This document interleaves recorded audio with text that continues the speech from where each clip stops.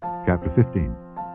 Samuel also said unto Saul, The Lord sent me to anoint thee to be king over his people, over Israel. Now therefore hearken thou unto the voice of the words of the Lord.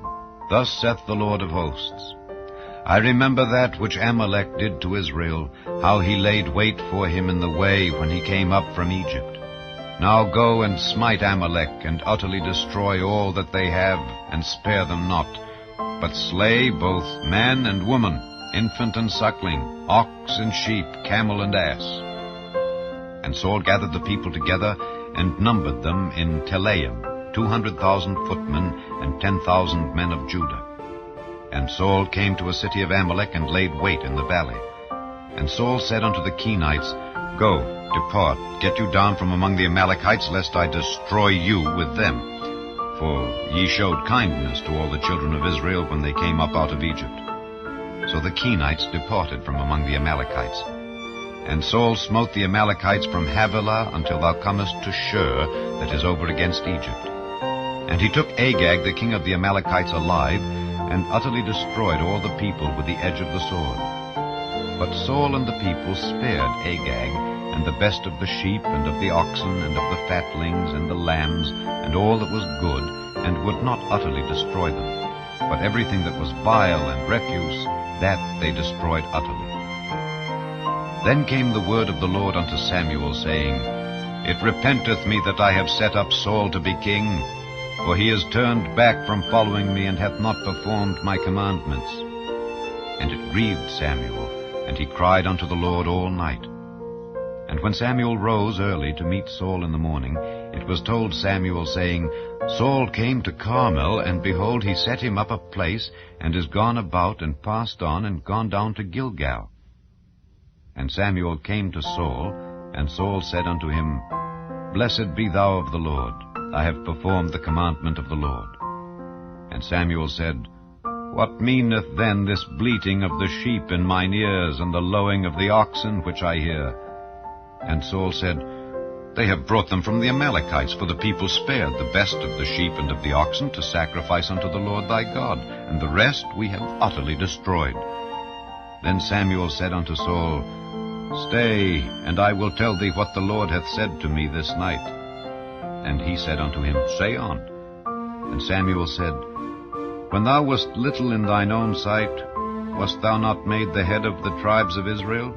And the Lord anointed thee king over Israel?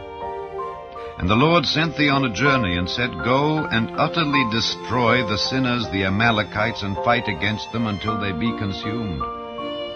Wherefore then didst thou not obey the voice of the Lord, but didst fly upon the spoil, and didst evil in the sight of the Lord? And Saul said unto Samuel, Yea, I have obeyed the voice of the Lord, and have gone the way which the Lord sent me, and have brought Agag the king of Amalek, and have utterly destroyed the Amalekites. But the people took of the spoil sheep and oxen, the chief of the things which should have been utterly destroyed, to sacrifice unto the Lord thy God in Gilgal. And Samuel said, Hath the Lord as great delight in burnt offerings and sacrifices as in obeying the voice of the Lord? Behold, to obey is better than sacrifice, and to hearken than the fat of rams. For rebellion is as the sin of witchcraft, and stubbornness is as iniquity and idolatry. Because thou hast rejected the word of the Lord, he hath also rejected thee from being king. And Saul said unto Samuel, I have sinned, for I have transgressed the commandment of the Lord and thy words, because I feared the people and obeyed their voice. Now therefore I pray thee, pardon my sin, and turn again with me, that I may worship the Lord. And Samuel said unto Saul, I will not return with thee, for thou hast rejected the word of the Lord, and the Lord hath rejected thee from being king over Israel. And as Samuel turned about to go away, he laid hold upon the skirt of his mantle, and it rent. And Samuel said unto him, The Lord hath rent the kingdom of Israel from thee this day, and hath given it to a neighbor of thine that is better than thou. And also the strength of Israel will not lie nor repent, for he is not a man that he should repent. Then he said, I have sinned. Yet honor me now, I pray thee, before the elders of my people and before Israel, and turn again with me, that I may worship the Lord thy God. So Samuel turned again after Saul, and Saul worshipped the Lord. Then said Samuel, Bring ye hither to me Agag, the king of the Amalekites. And Agag came unto him delicately. And Agag said, Surely the bitterness of death is past. And Samuel said, As thy sword hath made women childless, so shall thy mother be childless among women. And Samuel hewed Agag in pieces before the Lord in Gilgal. Then Samuel went to Ramah, and Saul went up to his house to Gibeah of Saul. And Samuel came no more to see Saul until the day of his death.